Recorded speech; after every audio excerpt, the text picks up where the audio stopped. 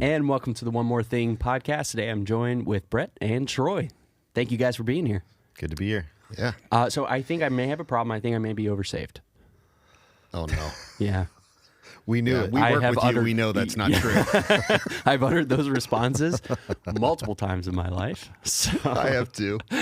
Thanks for the good laugh. And, The good thing is you're not oversaved at this point. Hopefully not.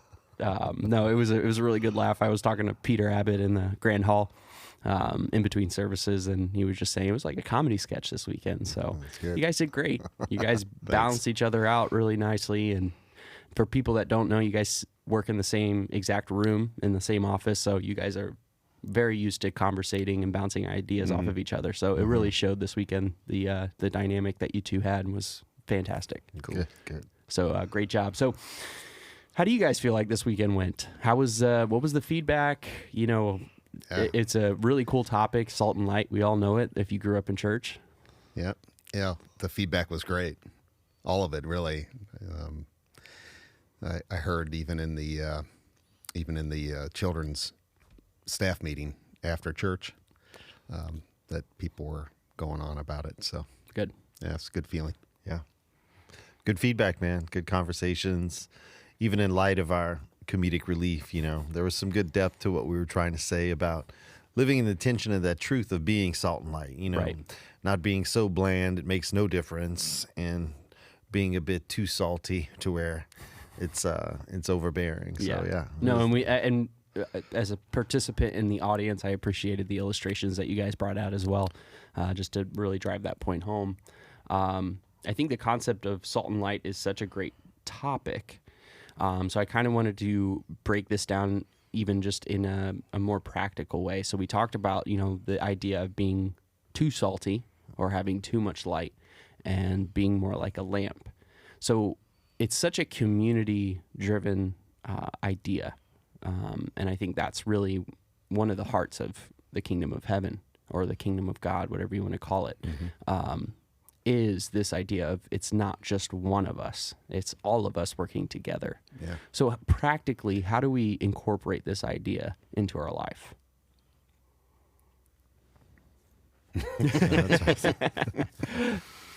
Corporately, how do we incorporate this? Well, you know, it isn't just an individual thing. It's when, because obviously I can only do so much as an individual. Right. I can only be so much of the salt in a community.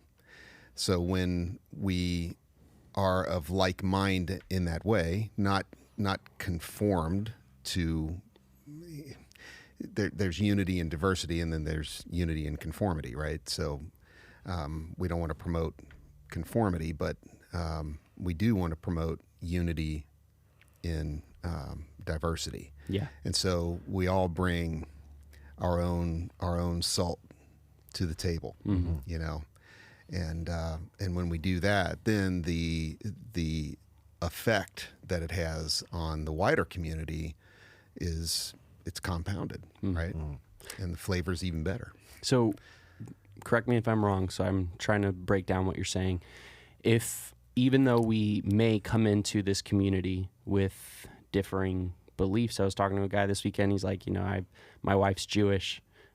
So she's kind of a little apprehensive about coming to Suncoast, and I'm like, this is the perfect church for her. I mean, we have Catholics, we have Protestant, we have atheists that come to Suncoast, you know. Yeah.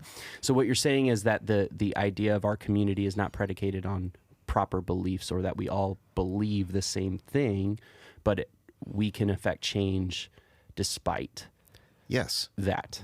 And probably even just as importantly, Suncoast is a community of people who are different culturally, even politically. So this is one of those rare birds where you see a community that can be unified for the good of the wider community, even while there are differences politically. I mean, today, my God, the political divide is just crazy. But you don't see that at Suncoast. This morning at staff, Pastor Larry made the comment of, one of the people in his morning group commenting on his relationship with his boyfriend, and that the conservatives in the group all rallied around him. Yeah. Who would normally be right. deemed anti-gay or Where whatever. do you see that? Yeah. But you do see it here. And it's just one of the many reasons why I'm so proud to be a part of this community. So I couldn't agree more. I think there is something so refreshing about that idea of, even though we may not believe the same thing or have the same ideology, we can still show love and do what we're called to do. I don't think that that was one of the points that Jesus made on the Sermon on the Mount. Only help the people that believe exactly what you believe. No, you never see a creed popping up. No. In the dialogues that you see recorded in the Gospels. Yeah. He never sets out a list of beliefs. It's not his thing. Yeah, no, I agree. Yep. Troy? Yeah, I agree. Something I mentioned in the sermon yesterday, which I tried to tie it in loosely, but I think it was maybe added to the filler of everything else, was this from Proverbs 22, where it says you raise a child in a particular way and he won't or she won't go away from that.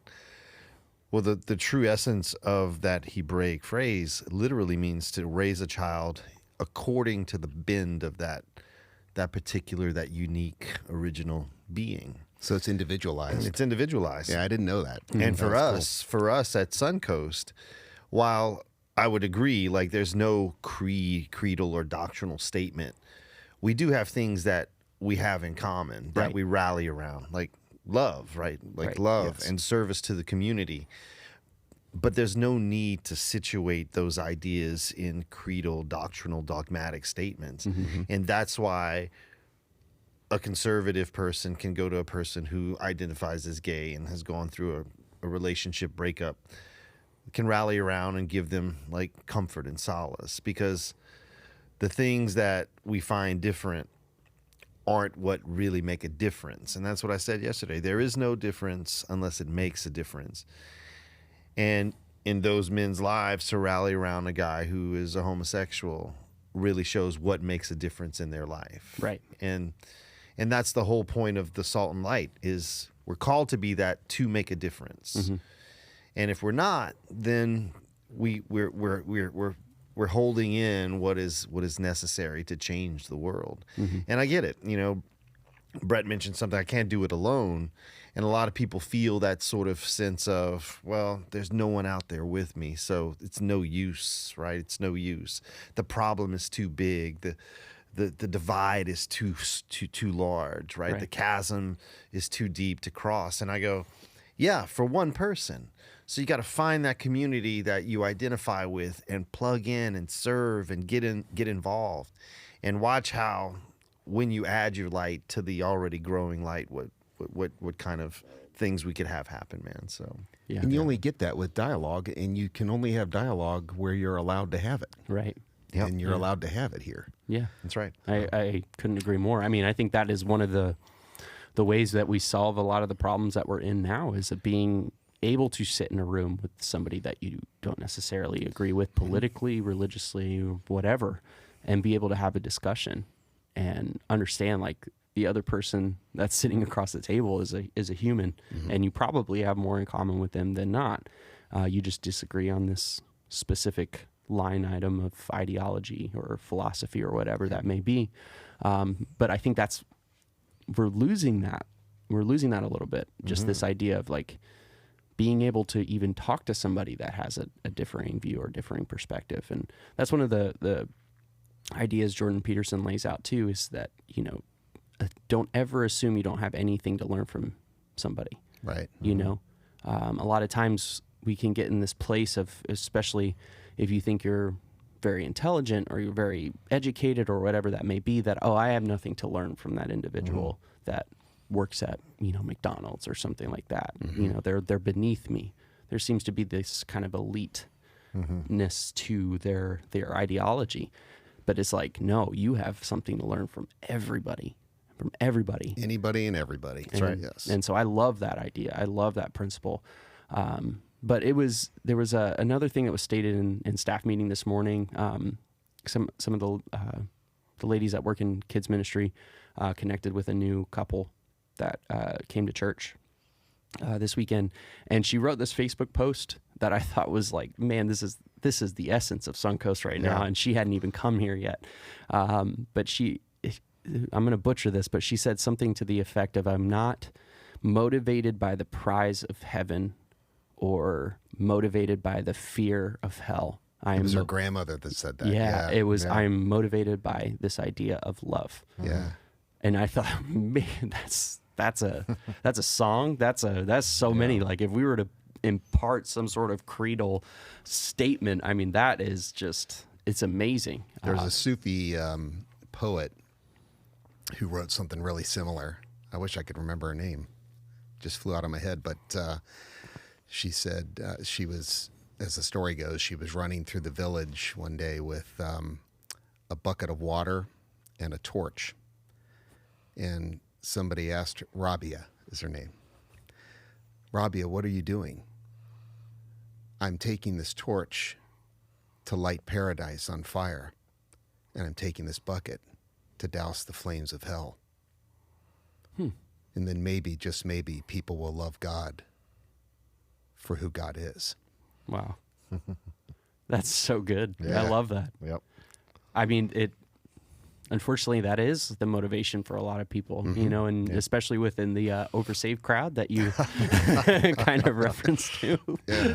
My prize is in heaven, you know. Yeah. But again, just so much kudos this weekend. You guys did an amazing job. Was there anything that you guys left out that you weren't able to get to? I know you kind of had a shorter time for your discussion. Was there any other points that you kind of wanted to pull out?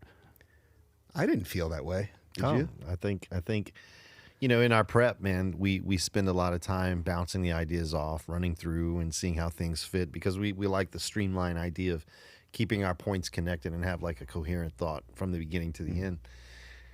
And yeah, the time was a little bit shorter when you look at it, but I think, man, we hit everything we wanted to do. And there's just something about adding those points of comedic relief that allow people to open themselves up to the depth, because there was some depth to that sermon in the sense of what we were trying to convey about what Suncoast is doing in the community and that you're a part of this, and really challenging people to bring their salt and to bring their light to the table of contribution. Not that it's necessary for Suncoast, because we're going to keep rolling and doing things, but I think it's necessary for their spiritual growth. That may have been something we could have added, like, this is not That's true. for Suncoast. This is for It's you. also for you. To open up your saltiness, your tastiness, your light, you know, and to be a part of that. So that may have been something we could have emphasized a little bit more. You want to be tasty, shiny people. There you go. Well, thank you guys so much for being on the One More Thing. Yeah. It's always an honor and a pleasure to have you both. Likewise. Thanks.